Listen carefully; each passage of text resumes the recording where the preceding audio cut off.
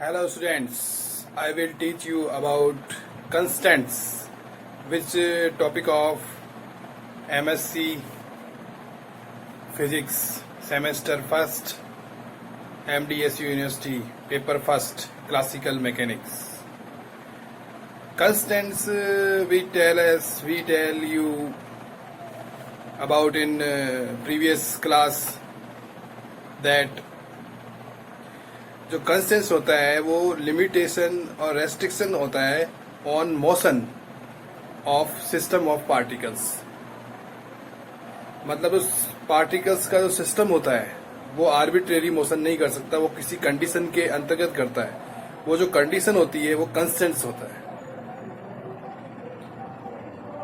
Constants are use to find degree of freedom, number of degree of freedom. If we have n particles in a system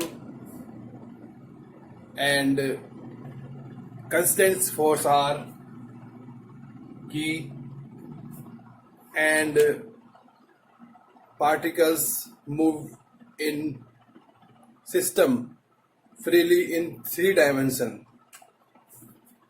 3 direction में particle freely move कर सकते हैं। तो number of degree of freedom हमारे पास में हो जाएंगे n बराबर 3n माइनस k। ये नंबर ऑफ डिग्री ऑफ फ्रीडम जो हम प्राप्त कर लेंगे we will use in solving the dynamical problem. Dynamical problem को सॉल्व करने में काम में लेंगे। ठीक है, अब हम कंस्टेंट्स के एग्जाम्पल पढ़ेंगे। कंस्टेंट्स को क्लियर करने के लिए उनके एग्जाम्पल पढ़ेंगे।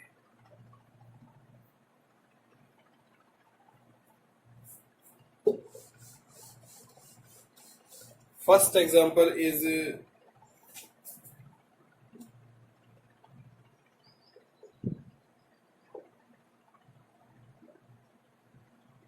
rigid body. Rigid body, if we suppose that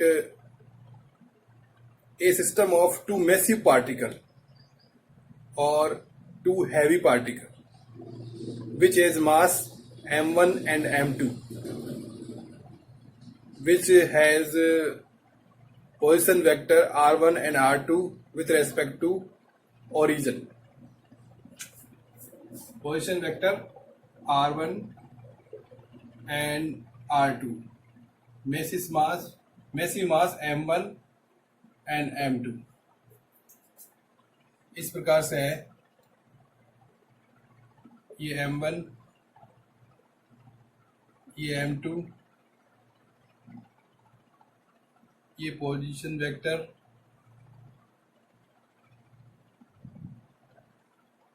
ये इनके बीच की दूरी।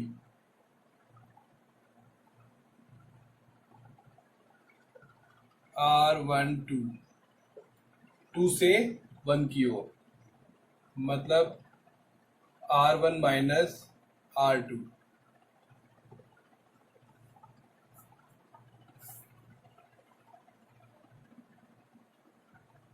तो constants force condition is R1 minus R2 magnitude equal to R2 minus R1 equal to L constant. The distance between M1 and M2 mass is fixed, that is L, that is constant. So, in this system, the constants force are, पहला तो यह है कि जो constants force होंगे, पहले हम देखते हैं कि वो जो हमारे पहले जो थे होलोनोमिक हैं या नॉन होलोनोमिक है। तो ये इक्वल का चिन्ह आ रहा है, तो ये है होलोनोमिक। पहला कंस्टेंट तो होगा हॉलोनॉमिक कांस्टेंट्स इस सिस्टम में। दूसरा, ये स्केलेरोनॉमिक है या रियोनॉमिक है, ये टाइम इंडिपेंडेंट है, तो ये स्क्लेरोनॉमिक है। तीसरा, ये कंजर्वेटिव है या डिसिपिटिव है, तो ये कांस्टेंट है, इसमें एनर्जी कंजर्व है, तो ये होगा कंजर्वेटिव कांस्टेंट। चौथा है कि ये यूनिलेटरल है या बाईलेटरल है, तो ये जो टू मास बॉडी है, रिजिड बॉडी, ये फॉरवर्ड मूव कर सकती है और बैकवर्ड मूव कर सकती है, तो इसका मतलब ये बाईलेटरल कंस्टेंट्स है। तो हमारे पास there are 4 force constants: holonomic, scleronomic, conservative और bilateral. This is the example of rigid body. There are 2 heavy particles which has fixed distance between them. Now another example is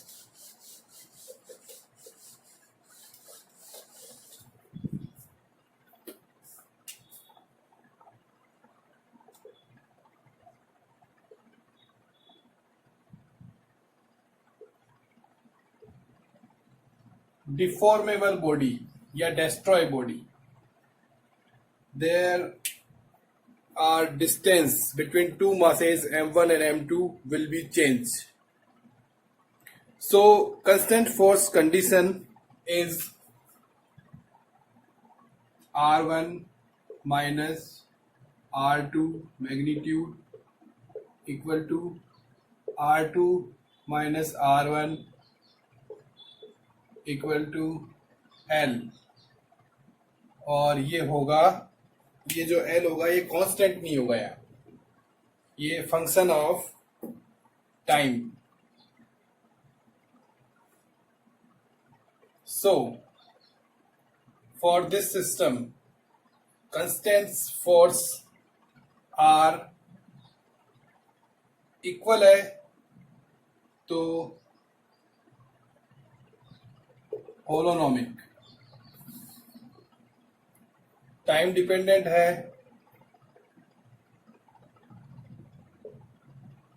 रियोनॉमिक, और समय के साथ variable है,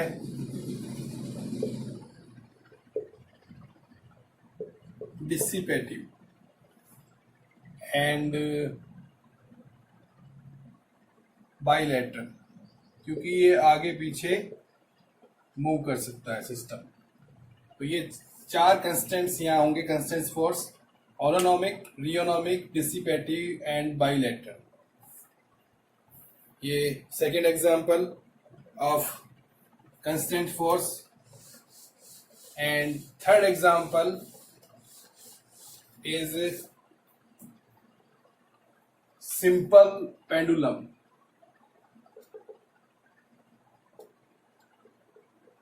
Simple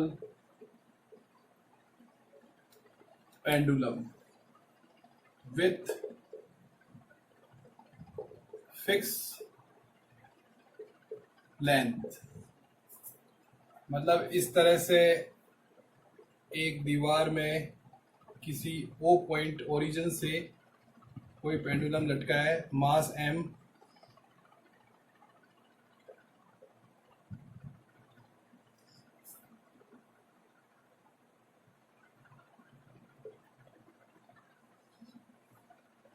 वो इस प्रकार से मूव कर सकता है, फॉरवर्ड और बैकवर्ड, मतलब बाइलेटरल है, और ये डिस्टेंस है r, डिस्टेंस बता रहा हूं, लंबाई तो है l,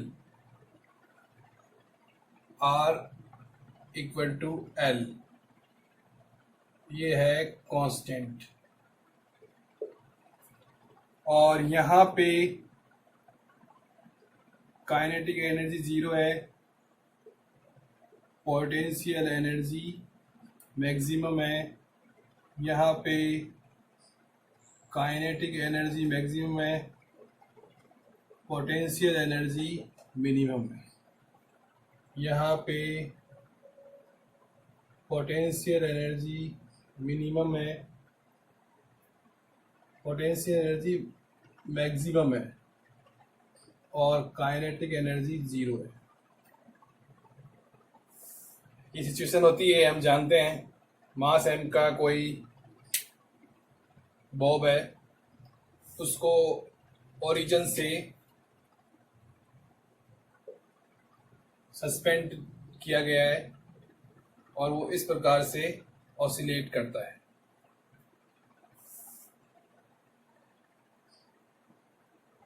और ये फ्रिक्शनलेस ऑसिलेशन करता है। तो इसकी जो लेंथ है मास m और ओरिजिन के बीच की जो डिस्टेंस है वो फिक्स है, r is equal to l constant. ये कांस्टेंट ऑफ फोर्स कंडीशन है। Then for this system constants of force are holonomic, क्योंकि इक्वल का निशान आ रहा है, और सेकेंड स्क्लेरोनोमिक, टाइम इंडिपेंडेंट है, सो स्क्लेरोनोमिक, and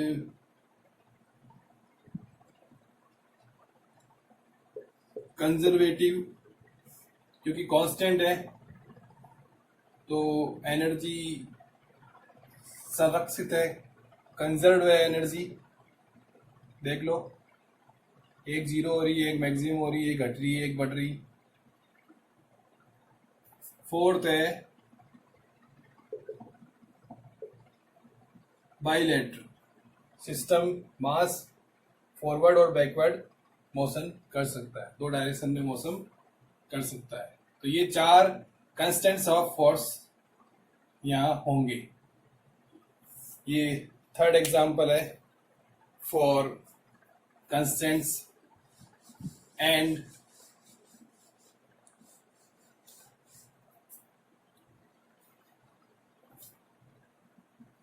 fourth example is simple pendulum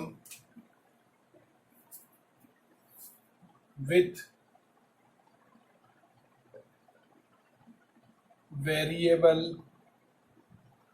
length। Variable length है तो कंस्टेंट फोर्स कंडीशन क्या होगी, R magnitude equal to L function of T। Variable है तो होगा डिसिपेटिव कंस्टेंट्स, इक्वल का निशान है तो होलोनोमिक, टाइम डिपेंडेंट है तो रियोनोमिक, और आगे पीछे मूव हो सकता है तो बाइलेटरल। ये these are constants of force for this system. Now, fifth example.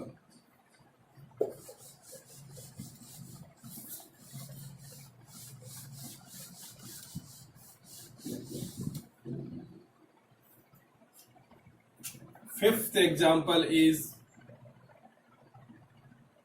a spherical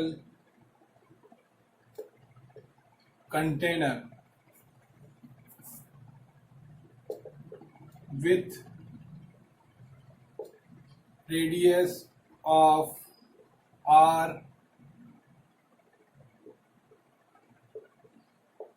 contain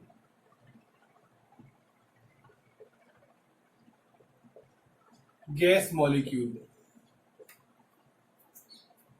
इस तरह से कोई कंटेनर है, ये तो माना है हमने, और ये मास है मॉलिक्यूल के, इनका जो पोजीशन वेक्टर है वो r1 है और R2 है। Particle in container can be moved only in container, container के अंदर ही मूव कर सकते हैं, कंटेनर से बाहर नहीं आ सकते।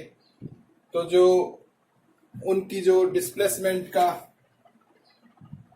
आर डिस्टेंस वो ज़्यादा से ज़्यादा आर हो सकता है, कम से कम कुछ भी हो सकता है। तो ये कंस्टेंट फोर्स कंडीशन होगी। This arrow, this sign shows that there are constant force is non-holonomic, क्योंकि इस तरह का निशान आ रहा है, बराबर का निशान नहीं आ रहा, लेस देन का निशान आ रहा है, इसलिए ये नॉन होलोनोमिक है। अब कंजर्वेटिव है या डिसिपेटिव है, ये इस अनुसार होगा कि कंटेनर में आइडियल गैस है या नॉन आइडियल गैस। अगर आइडियल गैस है तो मॉलिक्यूल के बीच में इंटरमॉलिक्यूल फोर्स 0 है, तो किसी प्रकार का फोर्स कार्य नहीं करेगा और फोर्स कंजर्व रहेगा। सो कंजर्वेटिव। अगर आइडियल गैस है तो कंजर्वेटिव होगा, otherwise non conservative.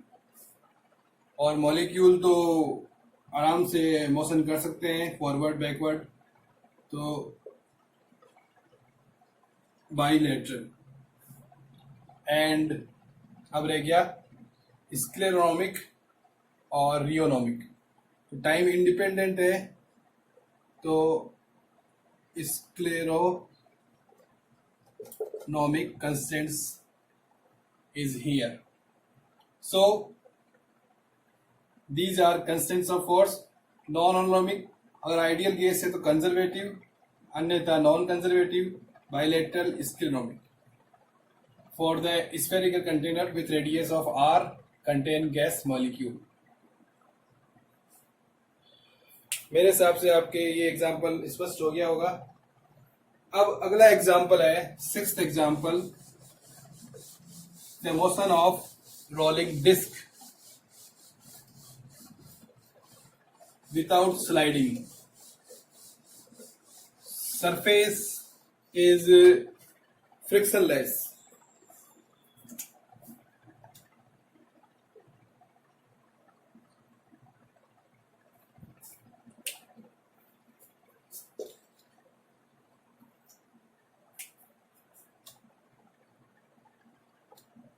A motion of rolling disc without sliding.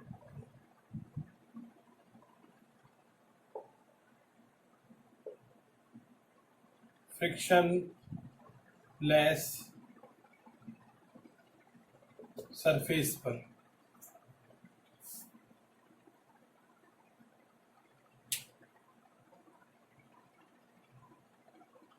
Rolling disc role कर रही है जिस सरफेस पे, वो सरफेस अगर फ्रिक्शन लेस है तो फ्रिक्शन फोर्स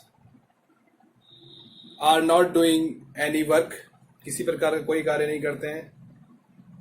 और point of contact surface is not sliding, so mechanical energy is conserve, so constant force is conservative. एक तो आ जाएगा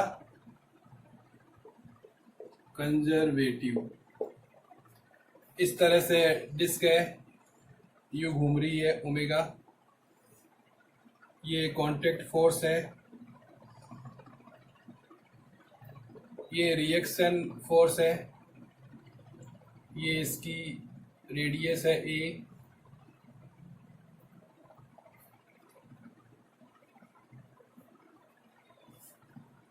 तो जो पोजीशन वेक्टर होगा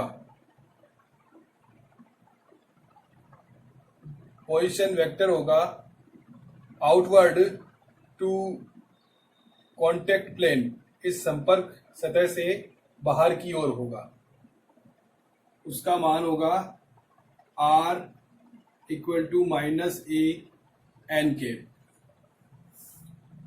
और जो फ्रिक्शन फोर्स होगा, friction force Fr,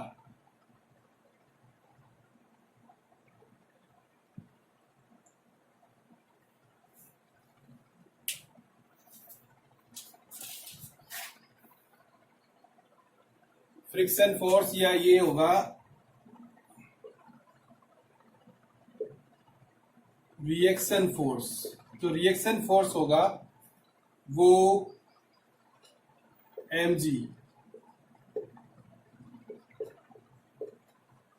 weight force से ज्यादा होगा, मतलब mg is greater than friction force. This is condition of constant force. तो ये जो साइन आ गया, इससे ये निकलता है कि ये नॉन होलोनोमिक है। कंजर्वेटिव तो आ ही गया था, नॉन होलोनोमिक हो गया। ये केवल एक दिशा में मूव करता है, तो unilateral.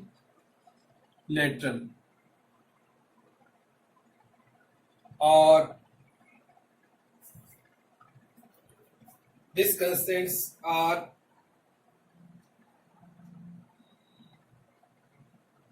these are three constants here: conservative, non-holonomic and unilateral